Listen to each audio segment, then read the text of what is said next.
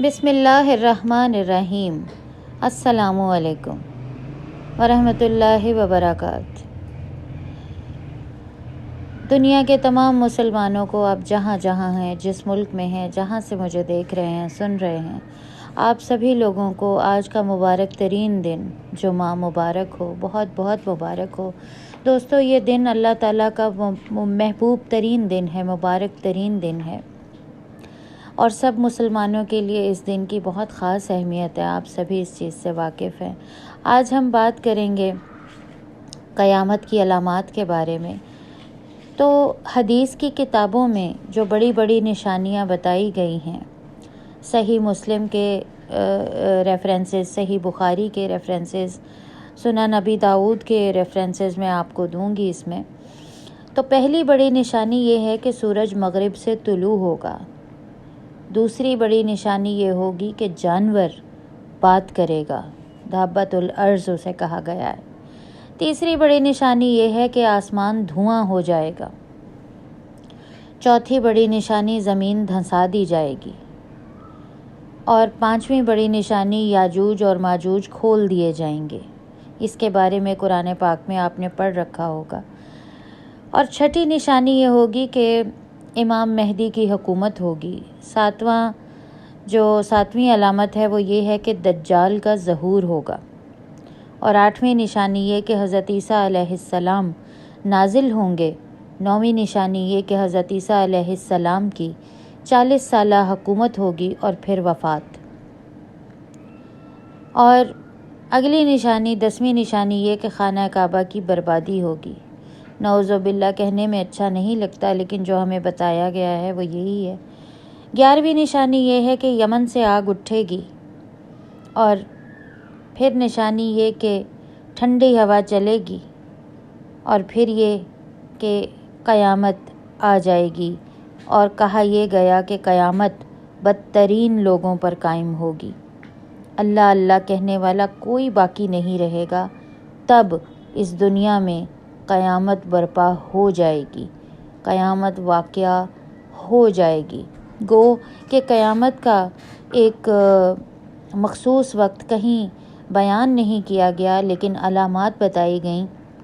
جہاں کہیں بھی جس کسی بھی حدیث کی کتاب میں آپ دیکھیں گے تو کہیں بھی قیامت کا ایک کوئی خاص وقت نہیں بتایا گیا، صرف نشانیاں بتائی گئی ہیں۔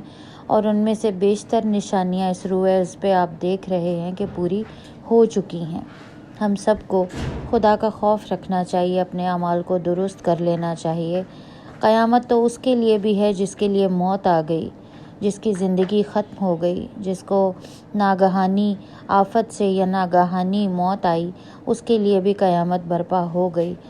تو موت کا جس طرح سے کوئی وقت مقرر نہیں، اور موت کے بارے میں کسی شخص کو نہیں پتہ کہ زندگی کب کس لمحے ختم ہو جائے گی، تو اسی طرح سے مسلمانوں کو اس دنیا میں یہ نہیں پتہ کہ قیامت کب، کس دن، کس وقت برپا ہوگی۔ تو ہمیں اپنے اعمال کو بہتر کرنے کی کوشش کرنی چاہیے۔ آپ جس بھی مذہب سے تعلق رکھتے ہیں، آپ مسلمان ہیں یا غیر مسلم ہیں، اعمال بہت زیادہ میٹر کرتے ہیں، اعمال بہت زیادہ معنی رکھتے ہیں۔ اگر آپ نے کرم اچھا کیا ہے تو آپ کو اچھا ہی ملے گا، اگر آپ کے کرم برے ہیں تو آپ کو برا ہی ملے گا۔ تو اس میں دین، دھرم، مذہب بھی شاید ثانوی حیثیت رکھتا ہے۔ جب آپ کے اعمال اچھے ہیں تو آپ کارما کو سمجھ سکتے ہیں کہ کارما کیا ہے۔ دنیا میں بہت سی مثالیں آپ کو مل جائیں گی جس میں آپ کو یہ ثابت ہوتا ہے کہ اگر آپ کے کرم اچھے تو آپ کا دنیا میں آپ کا رہن سہن اچھا، آپ کے ساتھ اچھائیاں ہوتی ہیں، لیکن جب آپ کے کرم برے ہوتے ہیں تو پھر آپ کے ساتھ بھی چیزیں بری ہوتی ہیں اور پلٹ کر آتی ہیں۔